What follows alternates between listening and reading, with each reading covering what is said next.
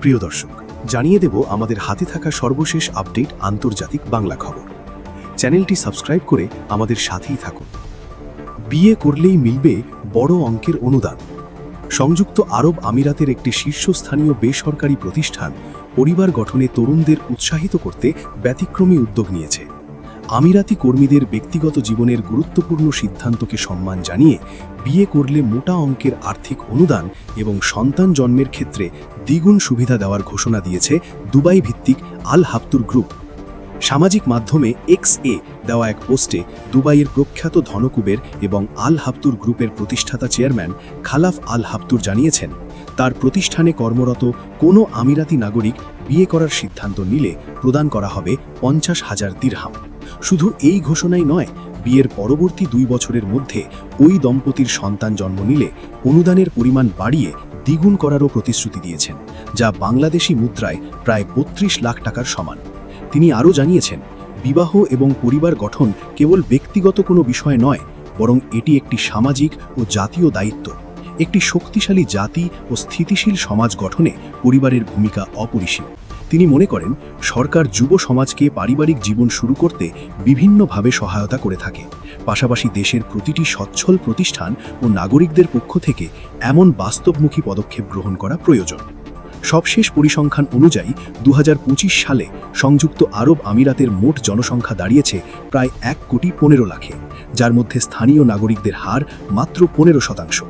জনসংখ্যার এই ভারসাম্য বজায় রাখতে এবং স্থানীয়দের পারিবারিক সুরক্ষায় আগে থেকেই বিভিন্ন আর্থিক কর্মসূচি পরিচালনা করে আসছে দেশটির সরকার। এবার বেসরকারি খাতে আমিরাতি নাগরিকদের অংশগ্রহণ বৃদ্ধি এবং তাদের সামাজিক নিরাপত্তা নিশ্চিত করতেই এই বিশেষ বোনাস বা অনুদানের ব্যবস্থা করা হয়েছে। পারিবারিক সুরক্ষায় আল হাবতুর গ্রুপের এই ঘোষণা আরও বেগবান করবে সরকারি প্রচেষ্টাকেও। দেশটির নাগরিকদের সামাজিক, সাংস্কৃতিক সহ বিভিন্ন বিষয়গুলো নিয়ে খুব সোজার আল হাবতুর গ্রুপ। এবার জানিয়ে দেব, খামেনির ওপর হামলা যুদ্ধ ঘোষণার শামিল হবে, হুঁশিয়ারি ইরানের। ইরানের প্রেসিডেন্ট মাসুদ পেজেশকিয়ান বলেছেন, সুপ্রিম লিডার আয়াতুল্লাহ আলী খামেনির ওপর যে কোনো ধরনের হামলা যুদ্ধ ঘোষণার শামিল হবে। পলিটিকোকে দেওয়া সাক্ষাৎকারে খামেনিকে মার্কিন প্রেসিডেন্ট ডোনাল্ড ট্রাম্পের হত্যার ইঙ্গিতের পর এ হুঁশিয়ারি দিয়েছেন তিনি। মাইক্রো ব্লগিং সাইট এক্সে ইরানি প্রেসিডেন্ট লিখেছেন, আমাদের গ্রেট লিডারের ওপর হামলা ইরানের জনগণের বিরুদ্ধে যুদ্ধ ঘোষণার শামিল। ট্রাম্প পলিটিকোকে বলেন, ইরানের নেতৃত্বে পরিবর্তন আনার সময় এসেছে। এর মাধ্যমে খামেনিকে হত্যা বা তাকে ক্ষমতাচ্যুত করার ইঙ্গিত দিয়েছেন ট্রাম্প। এরপরই পাল্টা সতর্কতা দিয়েছেন মাসুদ পেজেশকিয়ান। দেশটির সাধারণ মানুষ যে অর্থনৈতিক দুরবস্থার মধ্যে দিয়ে যাচ্ছেন, সেটির জন্য যুক্তরাষ্ট্র ও পশ্চিমা দেশগুলোর অর্থনৈতিক নিষেধাজ্ঞাকে দায়ী করেছেন মাসুদ পেজেশকিয়ান। তিনি বলেছেন, ইরানিদের জীবনে বর্তমানে যে আর্থিক কষ্ট এবং দুরবস্থা দেখা যাচ্ছে, তার অন্যতম প্রধান কারণ হল মার্কিন সরকার ও তাদের মিত্রদের দীর্ঘদিনের শত্রুতা এবং অমানবিক নিষেধাজ্ঞা। এদিকে স্পেনে দ্রুতগতির 2টি ট্রেনের সংঘর্ষে 21 জন নিহত। স্পেনে দ্রুতগতির 2টি ট্রেনের সংঘর্ষে অন্তত 21 জন নিহত এবং 70-এর বেশি মানুষ আহত হয়েছেন। স্থানীয় সময় গতকাল রোববার দক্ষিণ স্পেনে এ দুর্ঘটনা ঘটে। দেশটির জরুরি সেবা বিভাগ এ তথ্য জানিয়েছে। স্পেনের রেল কর্তৃপক্ষ অ্যাডিফ নিজেদের সামাজিক যোগাযোগ মাধ্যম এক্সে জানায়, মালাগা থেকে মাদ্রিদগামী একটি দ্রুতগতির ট্রেন আদামুত শহরের কাছে লাইনচ্যুত হয়। তা বিপরীত লাইনে ঢুকে উল্টো দিক থেকে আসা আরেকটি ট্রেনকে ধাক্কা দেয়, ফলে ওই ট্রেনটিও লাইনচ্যুত হয়। পুলিশের এক মুখপাত্র বার্তা সংস্থা এএফপিকে প্রাথমিকভাবে 5 জন নিহত হওয়ার কথা জানান, কিন্তু পরে নিহত মানুষে বেড়ে দাঁড়ায় 21। আন্দালুসিয়ার দক্ষিণাঞ্চলের জরুরি সেবা বিভাগের প্রধান অ্যান্টোনিও সাঞ্জ জানান, দুর্ঘটনায় অন্তত 73 জন আহত হয়েছেন। স্পেনের বিভিন্ন সংবাদ মাধ্যম বলছে, অনেক যাত্রী ট্রেনের বগিতে আটকা পড়েছেন। তাদের নিয়ে আহত মানুষের সংখ্যা বেড়ে 100-তে পৌঁছতে পারে। কর্ডোবা অঞ্চলের ফায়ার সার্ভিসের প্রধান ফ্রান্সিসকো কারমোনা রাষ্ট্রায়ত্ত সম্প্রচার মাধ্যমে RTVE-কে বলেন, সমস্যা হলো বগিগুলো দুমড়ে মুচড়ে গেছে, ধাতু মুচকে গেছে, এর মধ্যে মানুষ আটকা পড়ে আছে। আটকা পড়া কোনো ব্যক্তিকে উদ্ধার করতে আমাদের হয়তো কোনো মৃত ব্যক্তিকে সরিয়ে জায়গা করতে হচ্ছে। এটা খুব কঠিন ও ঝুঁকিপূর্ণ কাজ। এক প্রত্যক্ষদর্শী জানান, প্রথম ট্রেনের একটি বগি সম্পূর্ণভাবে উল্টে গিয়েছিল। টেলিভিশনে ঘটনাস্থলে চিকিৎসক ও ফায়ার সার্ভিসের কর্মীদের কর্মব্যস্ত দেখা গেছে। রাষ্ট্রায়ত্ত সম্প্রচার মাধ্যম RNEর এক সাংবাদিক দুর্ঘটনা কবলিত 2 ট্রেনের একটাই ছিলেন। তিনি বলেন, সংঘর্ষের মুহূর্ত তার কাছে ভূমিকম্পের মতো মনে হয়েছে। আটকা পড়া যাত্রীরা জরুরি হাতুড়ি দিয়ে বগির জানালা ভেঙে বের হতে চেষ্টা করেন। হরর মুভির মতো দৃশ্য। প্রথম ট্রেনের যাত্রী ছিলেন লুকাস মেরিয়াকো। তিনি লা সেক্সতা টেলিভিশনকে বলেন, পুরো ঘটনাটি আমার কাছে হরর মুভির মতো মনে হয়েছে।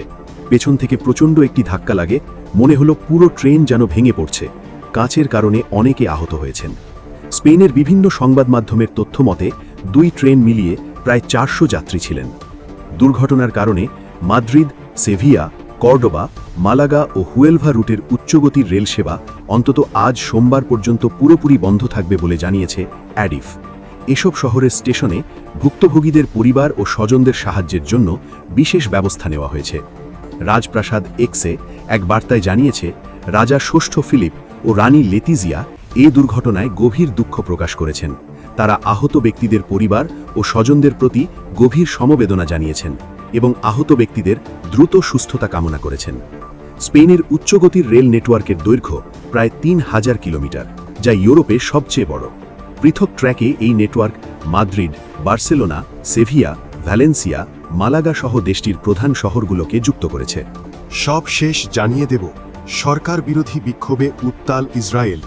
ইসরায়েলের প্রধানমন্ত্রী বেনিয়ামিন নেতানিয়াহু ও তার সরকারের বিরুদ্ধে দেশ জুড়ে বিশাল প্রতিবাদ সমাবেশ ও বিক্ষোভ অনুষ্ঠিত হয়েছে। শনিবার 17 জানুয়ারি সন্ধ্যায় হাজার হাজার মানুষ তেল আবিবের হাবিমা স্কোয়ার সহ দেশের বিভিন্ন প্রান্তে রাস্তায় নেমে আসেন। বিক্ষোভকারীদের প্রধান দাবি ছিল গাজায় হামাসের হাতে নিহত শেষ জিম্মি রান গোভিলির মরদেহ ফিরিয়ে আনা এবং 2023 সালের 7 অক্টোবর হামাসের হামলার ঘটনায় একটি স্বাধীন রাষ্ট্রীয় তদন্ত কমিশন গঠন করা।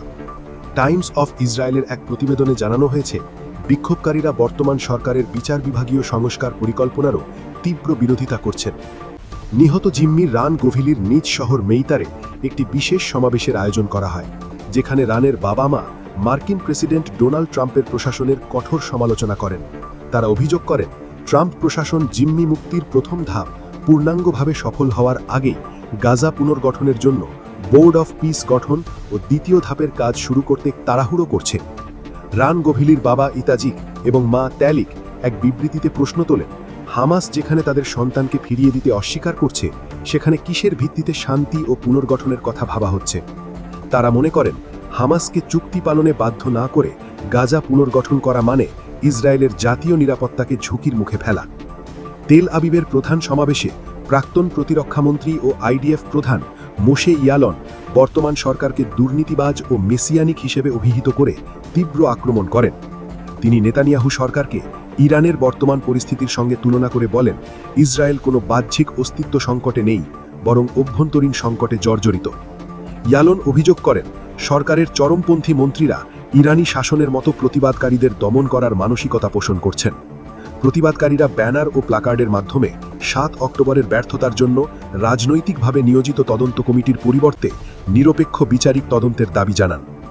মেইতারের সমাবেশে শত শত মানুষ উপস্থিত ছিলেন, যাদের মধ্যে রান গোভিলির স্কুল ও সেনাবাহিনীর বন্ধুরা ছাড়াও ফিরে আসা কয়েকজন জিম্মি ও তাদের পরিবারের সদস্যরাও ছিলেন।